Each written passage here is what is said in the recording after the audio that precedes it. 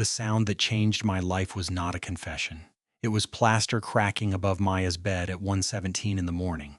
I had just stepped into the hallway when she came out of her room barefoot, hair loose, wearing an old university sweatshirt and holding a pillow to her chest.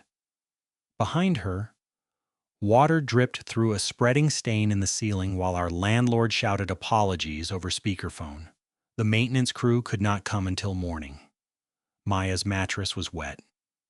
The living room couch had been dragged under the leak to catch falling debris, and my room was the only dry place left. She looked at my bed, then at me. Evan, we are roommates. Sharing a bed is no big deal. I laughed because the alternative was admitting my heart had stopped behaving normally.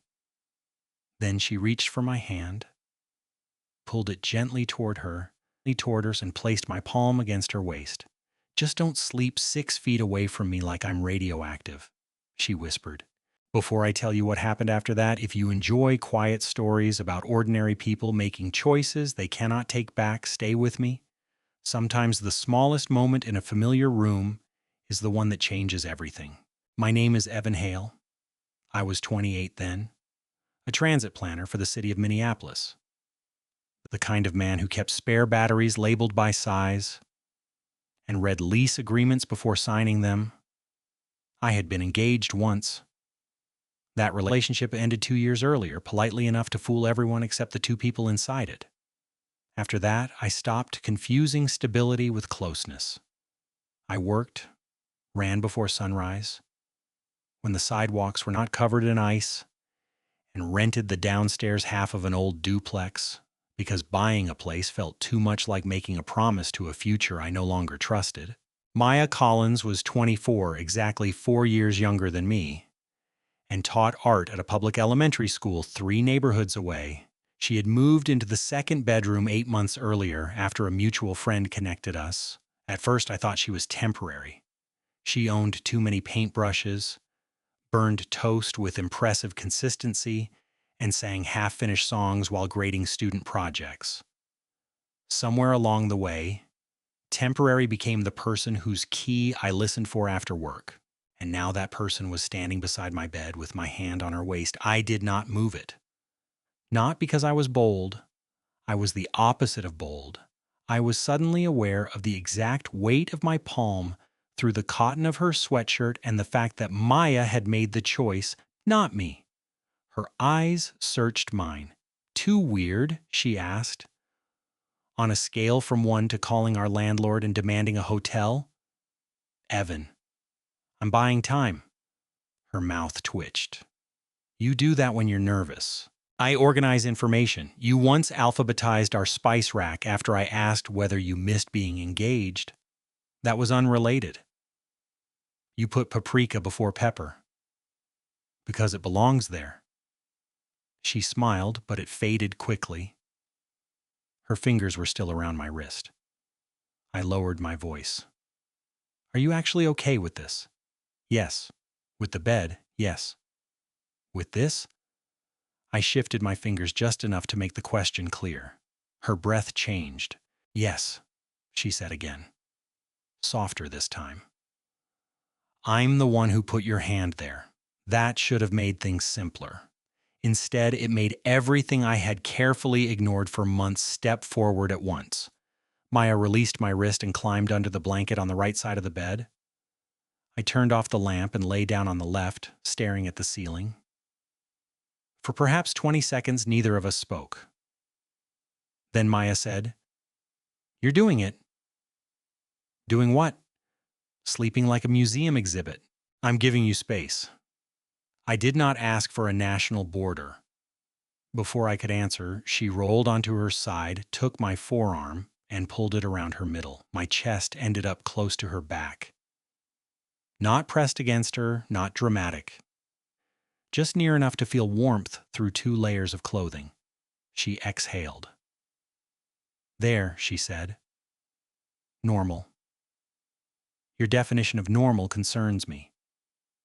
"Go to sleep, Hale." I should have told her then that nothing about it felt normal. I should have told her that for 3 months I had been inventing reasons to stay in the kitchen when she came home late. because 10 extra minutes of listening to her talk about a second grader who painted every animal purple had somehow become the best part of my day. I should have told her that I knew which tea she drank when she was worried and which song she played when she was angry. Instead, I said, "Good night, Collins." Her hand settled lightly over mine at her waist. "Good night." I did not sleep for a long time. When I woke, pale winter light had filled the room, and Maya was still tucked against me. My arm was numb. I did not care. Her hair smelled faintly like orange shampoo, and one of her hands had curled around two of my fingers sometime during the night. I was looking at that when she opened her eyes. For a second, she just blinked. Then she looked down at my arm around her, then back at me. "Morning," she said. "Morning. You survived. Debatable. My shoulder may need reconstruction. That sounds expensive. I expect compensation." She turned carefully until she was facing me. The movement brought us closer than either of us had been prepared for. Her forehead was maybe 6 inches from mine. Her expression changed first. The joking part disappeared. "I meant what I said last night," she told me. "About my being radioactive. About it not needing to be a big deal." Something in me tightened. She saw it. Maya noticed things people thought they hid. "That came out wrong," she said. "A little. What I mean is, I trust you.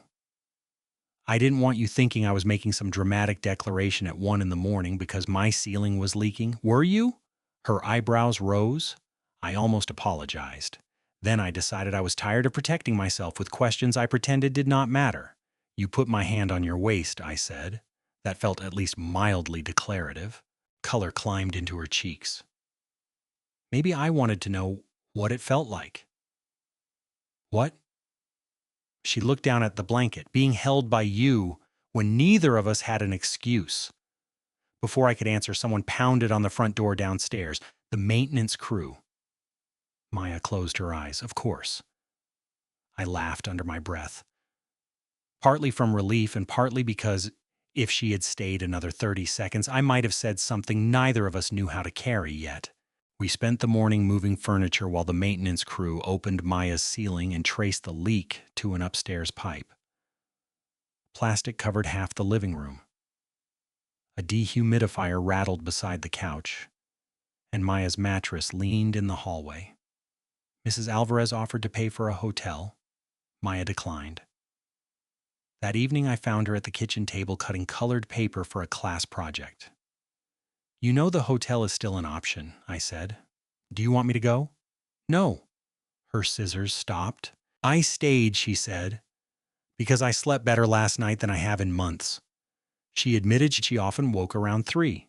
Her ex had hated being disturbed, so she had learned to lie still and quiet whenever she could not sleep. "That sounds lonely," I said. It was. I sat across from her. "If you wake me, I'm not going to be angry. You're allowed to need things here." Her eyes held mine for a moment before she pushed a stack of paper toward me. "Help me cut stars." That night after lights out, she whispered, "Can you do the thing?" I moved closer and put my arm around her waist. She covered my hand with hers. Neither of us called it casual. By the 4th night, sharing the bed had become a strange, temporary routine. I brushed my teeth while she stood in the doorway complaining about the dehumidifier. She stole my extra pillow. I discovered that she slept with 1 foot outside the blanket no matter how cold the room was. She discovered that I checked the alarm twice before closing my eyes. We also became more careful during the day. That was the part I had not expected. At night in the dark, closeness seemed permitted. Daylight returned the rules. We were roommates. We split utilities. We had a whiteboard on the refrigerator that said things like, "Buy dishwasher soap," and "Maya owes Evan $14.60 for internet." We did not have a category for what her thumb tracing small circles over my knuckles meant at 1 in the morning. On Friday, I came home to find her standing in the hallway holding an envelope. She shoved it behind her back when she saw me. "What's that?" "Nothing." "That is visibly something." "You're a planner, not a detective. I can be 2 things." She sighed and handed me the envelope. The return address belonged to a nonprofit arts foundation in Chicago. I looked at her. Maya took it back immediately. It's not what you think. I have not thought anything yet. That's a lie. You think faster than anyone I know. Fine. I think you applied for something. She leaned against the wall. A teaching fellowship. 1 year. Community art programs. After-school work. Curriculum development. That sounds exactly like you. It's competitive. You got an envelope. I got an interview. Pride hit first. Then something less generous. Chicago. I hated myself for noticing the city before the accomplishment. That's huge, I said. Her eyes narrowed slightly. You're doing the voice. What voice? The calm voice you use when a bus route gets canceled and you're about to redesign half the system. I'm happy for you. I didn't say you weren't. Then what are we arguing about? We're not arguing. We were. Maya looked toward her damaged bedroom. I applied 3 months ago, she said. Before any of this. Any of what? Her eyes came back to mine. There it was. The thing we had refused to name. She folded the envelope once, then flattened it again. Exactly, she said. That night she went to bed before me. I stayed at the kitchen table staring at the lease renewal notice Mrs. Alvarez had left under our door. The rent was increasing in May.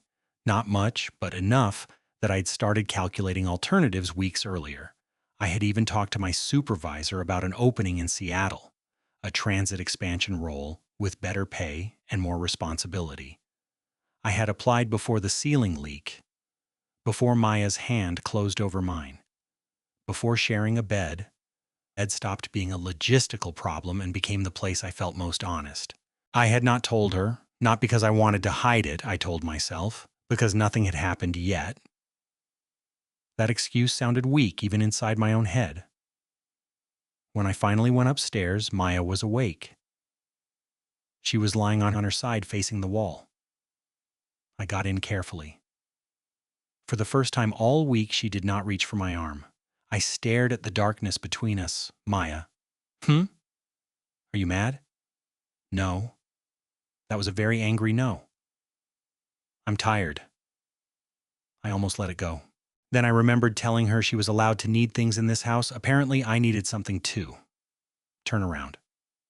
She did. Her face was half hidden by the blanket. I said, I'm scared you'll leave. There was no elegance in it. Her eyes widened. I continued before I could retreat. Not because Chicago is bad. Not because you shouldn't go. I'm scared because I like this. I like you being here, more than is convenient. Maya went very still. Evan, I know. No, you don't. Then tell me. She sat up, pulling the blanket around her. I almost didn't apply, she said, because I thought moving would be too much. New city, new people, new school. Then I got angry at myself because I'm tired of making decisions based on what scares me. That makes sense. And now this happened. She gestured between us. I didn't plan it. I didn't even know I was going to put your hand on me until I did it. I sat up too. Why did you? She stared at her hands. Because I'd spent 8 months wondering what it would feel like if you ever stopped treating me like the safest thing to protect and started treating me like a woman you wanted. I forgot how to speak. Maya laughed once without humor. There. Now you can stop guessing. You thought I didn't want you? I thought maybe you did, sometimes. Then you'd back away like wanting me was a fire code violation. I was trying not to make the apartment uncomfortable. You succeeded. Congratulations. It was very comfortable, miserably comfortable. Despite everything, I laughed. She did too. The tension cracked, but did not disappear. I moved closer. Maya, look at me. She did. I want you. The words felt terrifyingly simple. Her breath caught. I have wanted you for a while. How long? I'm not giving you a date. Why? Because you'll put it in a calendar. I absolutely will. I smiled, then grew serious again. I didn't say anything because you had just started trusting this place. I didn't want your home to become another room where somebody expected something from you. Her eyes softened. That is infuriatingly decent. I have flaws. Name 3. I make lists. That is not a flaw to you. I correct loading instructions in dishwashers. True. I once reported a badly timed crosswalk signal while on a date. That is the most romantic thing you've ever said. I laughed. Then Maya's expression shifted. Can I ask you something? Yes. Are you still in love with your ex? The question surprised me so much that I answered immediately. No. She watched me. I cared about Claire, I said. I thought caring and compatibility were the same thing. They weren't. We kept trying to become people who fit each other until neither of us recognized ourselves. I don't want that again. With anyone? With anyone. Her shoulders relaxed, but only slightly. I reached between us and placed my hand palm up on the blanket. I did not touch her. Maya looked at it, then she placed her hand in mine. I don't know what Chicago means yet, she said. I know. And I don't want you acting like this week gives you a vote. It doesn't. Good. But I want to vote on whether we pretend none of this happened. Her fingers tightened. You get one. My vote is no. Mine too. The next evening was Saturday, and Maya had volunteered at a winter art fair at her school. I had promised to help carry display boards, so I went with her. Watching her there changed something in me. She knelt to speak with students at eye level, remembered siblings' names, and praised the work without making the praise sound automatic. One little boy dragged her over to a painting of his grandmother's house and beamed when Maya noticed the green porch he had struggled to paint. A man named Daniel from the Chicago Arts Foundation arrived during the fair. Maya introduced us. You must be the roommate, he said. The word hit me harder than it had any right to. Daniel told Maya her mural project had impressed the fellowship committee. Her face lit up, and I understood that Chicago was not simply a city that might take her away from me. It was work that mattered to her. Later, her principal mentioned that a district art program proposal was also moving forward and that Maya might be asked to help lead it. On the drive home, Maya leaned against the passenger window. You were good today, I said. At taping labels. At making kids believe their work mattered. She looked at me. You noticed. I notice a lot. At the next red light, she reached across the console and took my hand. She kept holding it until the light changed.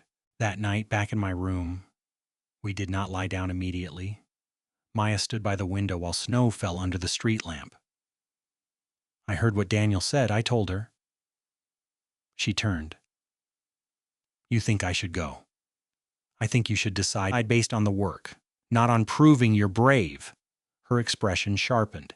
You think that's what I'm doing? I think sometimes people can run towards something for the same reason they run away from something. She crossed her arms. That sounds conveniently philosophical for the person who wants me to stay. I do want you to stay. She looked startled by the directness. I kept going. But I don't want you to stay and spend a year wondering whether I made your world smaller. Her arms loosened. What if leaving makes it smaller? Then don't go. You make it sound easy. No. I stepped closer. I'm saying the answer has to belong to you? Maya looked at me for a long time. Then she said, what answer belongs to you? I knew what she was asking. Not about Chicago. About us. I moved close enough to see the tiny freckle near her left eyebrow. My answer is that I don't want to be just your roommate anymore.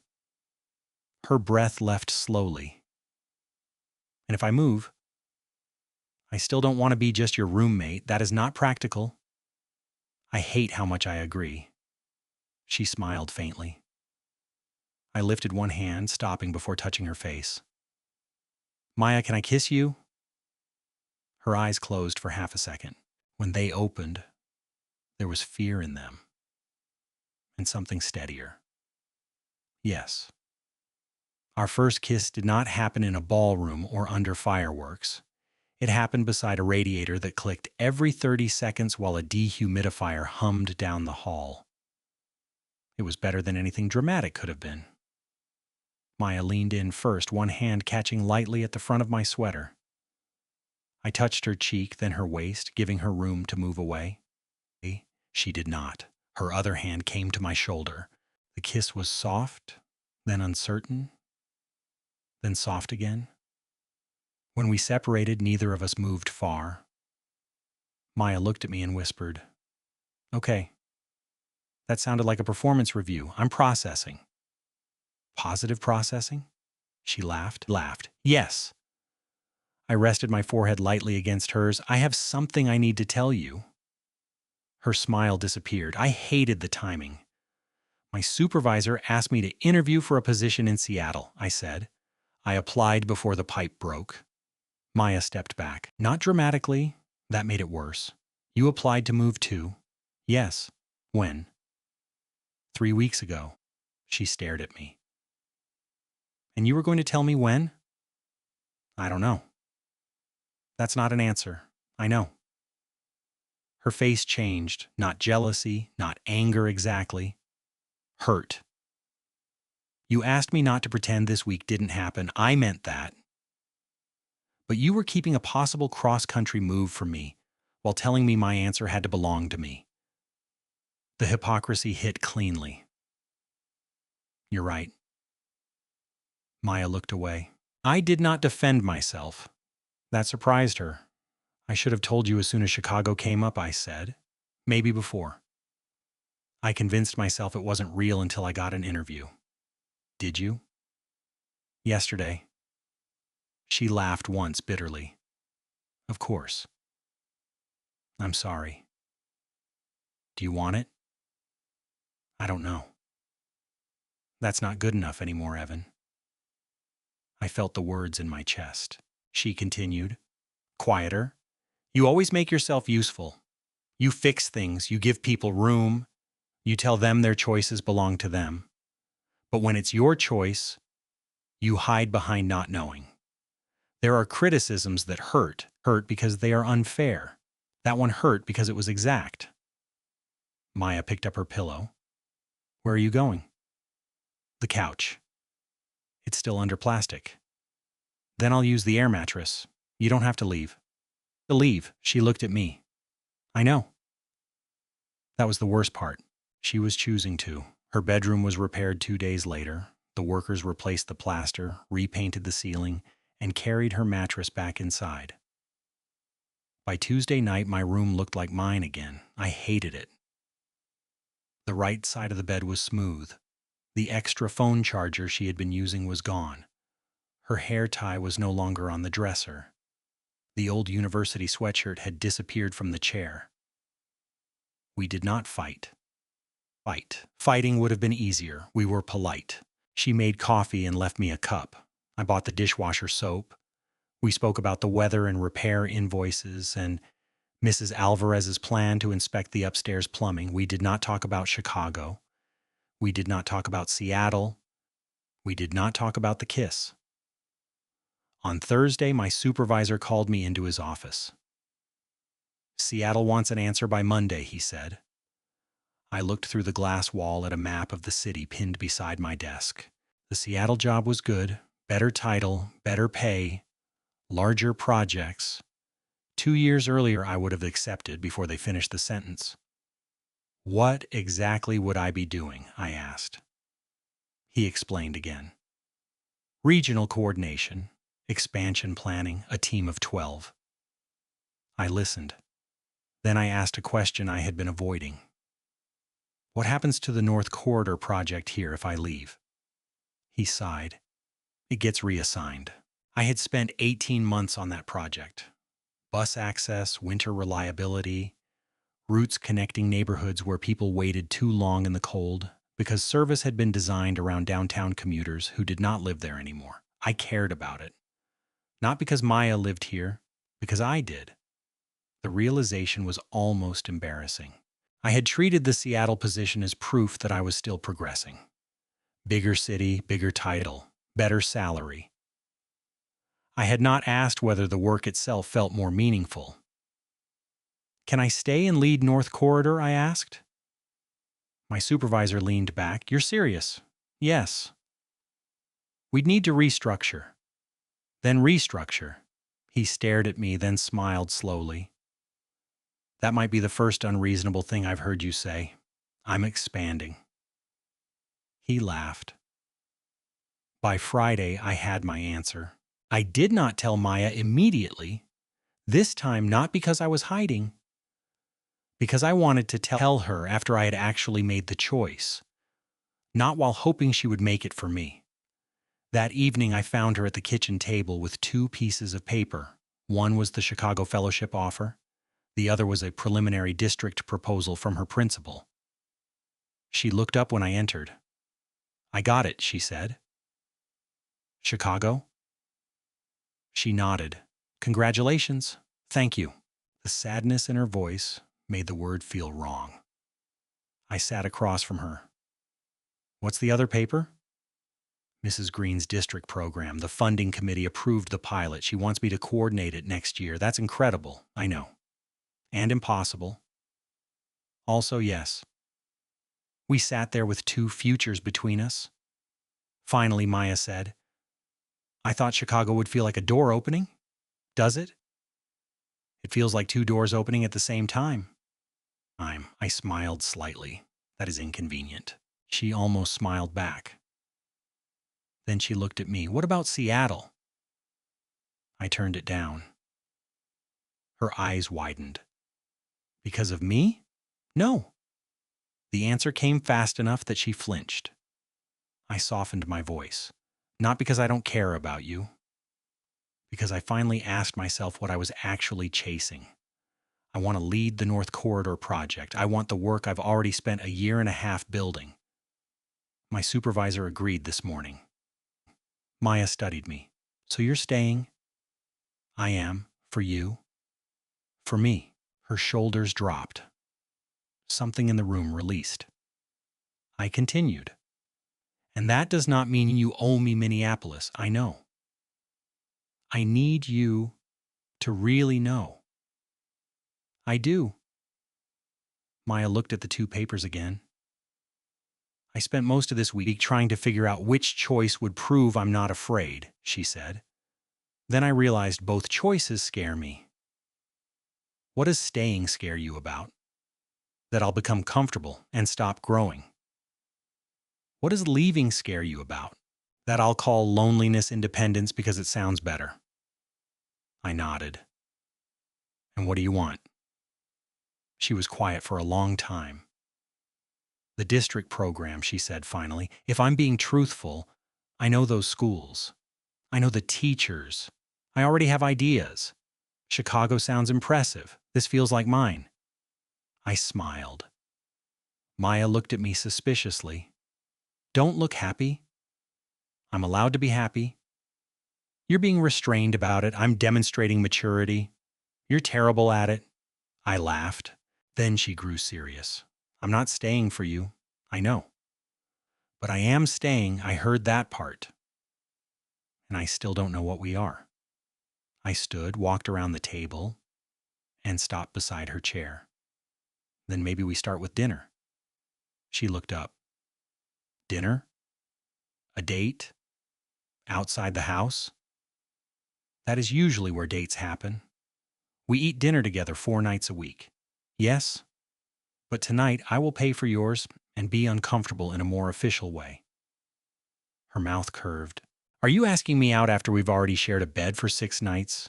When you say it like that, my sequencing sounds poor." "Very poor." "Maya." She stood. "Yes?" "Yes, what?" "Yes. I'll go to dinner with you."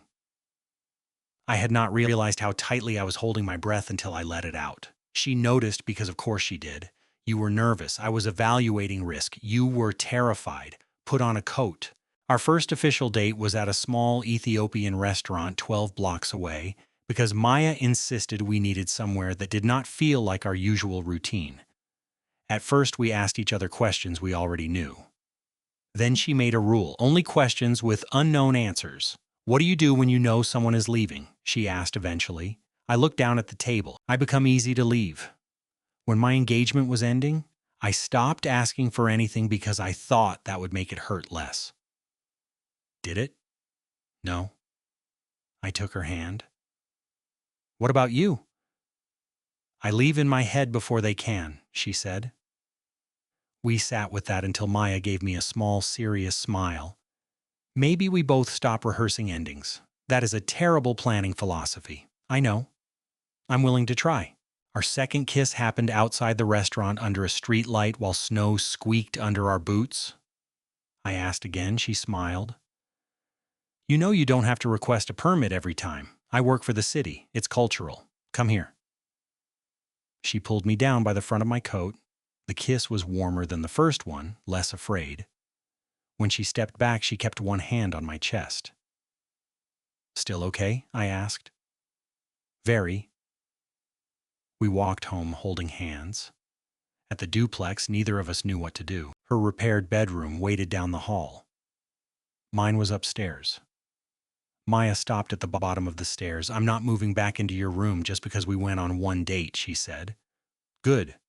You agree too fast. I'm trying to be normal. That ship left during the pipe leak. I laughed. She stepped closer, but I also don't want to go to my room yet. I looked at her. What do you want? Tea. Tea? And maybe your couch. Our couch is finally dry. Exactly. We stayed on the couch until nearly 2 in the morning, not doing anything dramatic, talking, kissing occasionally. Maya fell asleep with her head on my shoulder halfway through a story about a fourth grader who glued his mitten to a cardboard volcano. I carried a blanket from the hall closet and covered us both. The next morning, Mrs. Alvarez found us asleep on the couch when she came to inspect the repaired ceiling. She raised both hands and announced, with a grin, that her eyesight had suddenly become terrible. Maya hid her face against my shoulder until Mrs. Alvarez left. We need better boundaries, Maya whispered. With each other? Or with our landlord? Yes. The weeks after that were not effortless. That mattered. I had spent too much of my life believing the right relationship should remove uncertainty. Maya had spent too much of hers believing uncertainty meant danger. We had to learn a third option. Uncertainty could simply mean something was new. We went on dates. We also argued. Our first real argument was about a Saturday morning when I'd promised to help her pick up supplies for the district art program, and then forgot. Because I was pulled into an emergency transit meeting, I apologized. Maya said it was fine. It was not fine. 6 months earlier, I might have accepted the answer because she had said the words. Instead, I put my phone down. What are you actually mad about? She glared at me. That question is annoying. I know. You said you'd be there. I should have been. And when you weren't, I told myself it didn't matter. But it did. Yes. I nodded. I'm sorry. I'm not going to explain it away. I should have called earlier. Her anger softened. Then she said, I'm trying not to make myself easy. I know. You can tell me when I do it. I will, gently. I can create a color-coded system. Evan. Gently. My mistake did not disappear because we talked about it. Still had to show up differently. The next week, when another meeting threatened the evening of her first district workshop, I told my supervisor I had a commitment and left on time. I arrived at the school carrying coffee for 8 teachers and a bag of sandwiches. Maya saw me from across the room. Her smile made the bus schedules in my bag feel suddenly unimportant. Later, she said, "Thank you." I shrugged. I said I'd be here, I know. She touched my wrist. That's why I'm thanking you. She changed too.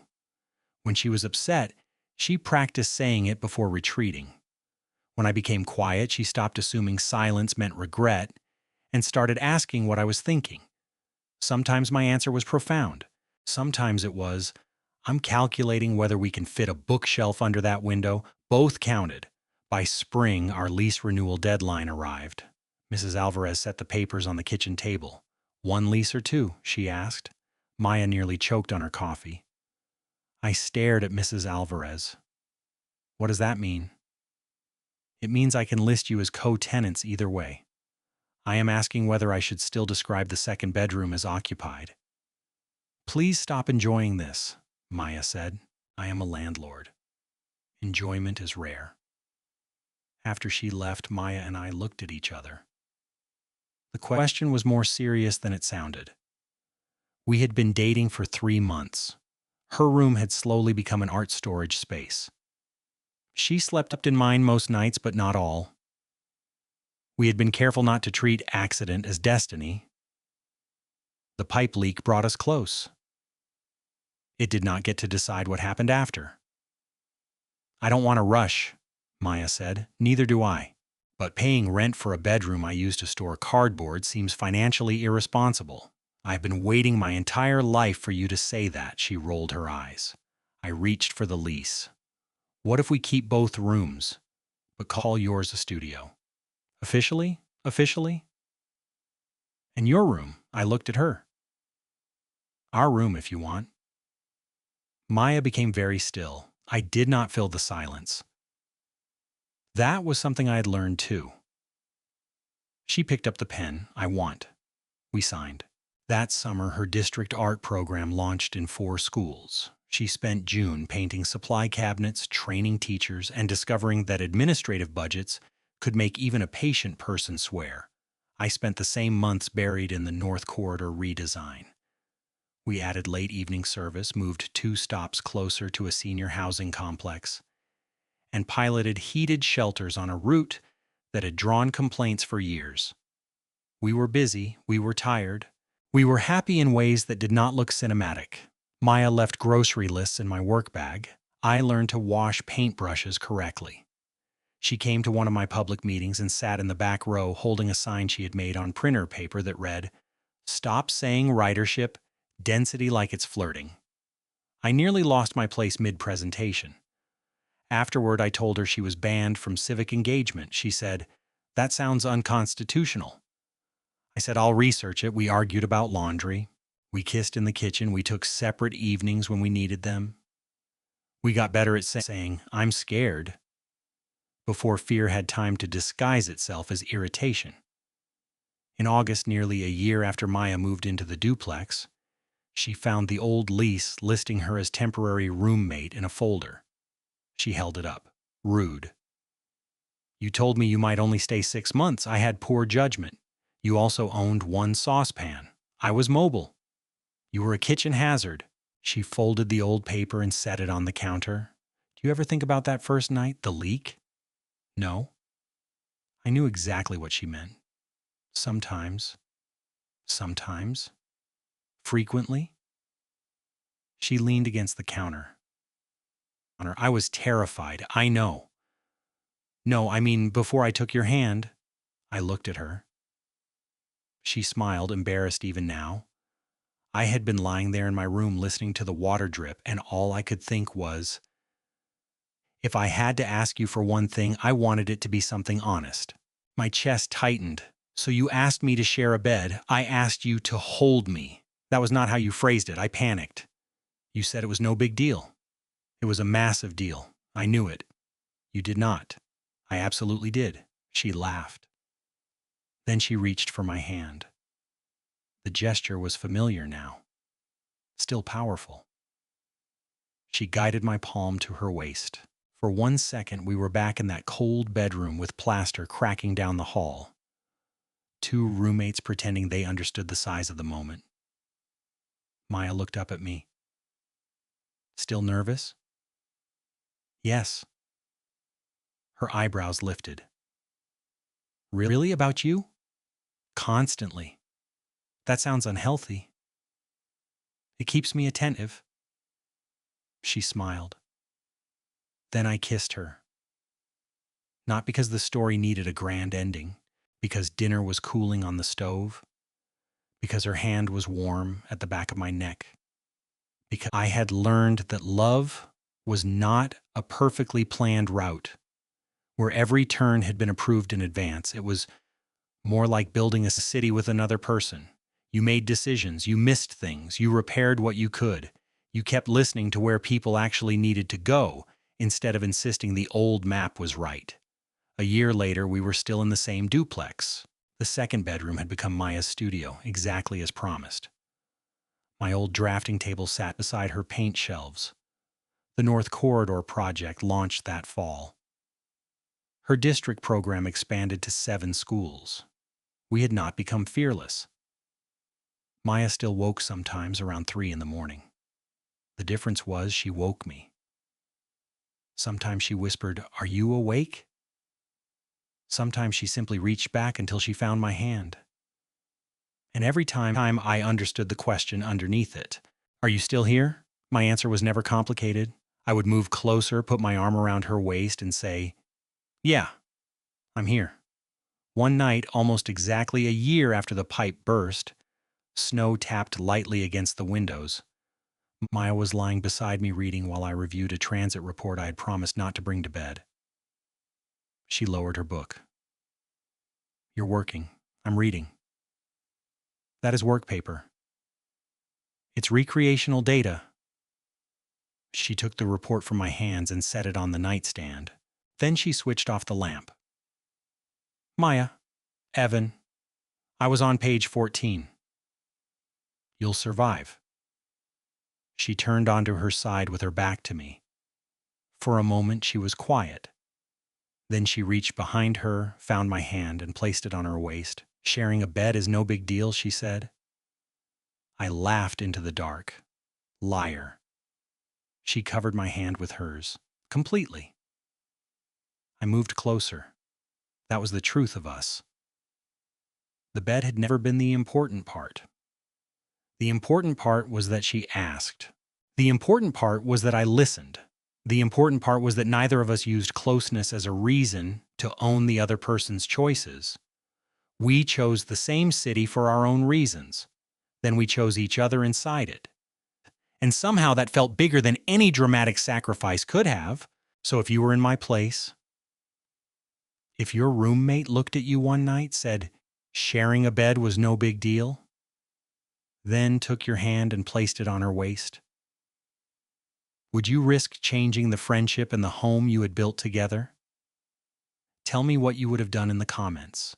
And if you enjoy slow burn stories about ordinary people choosing honesty over fear like the video, subscribe, and I'll see you in the next one.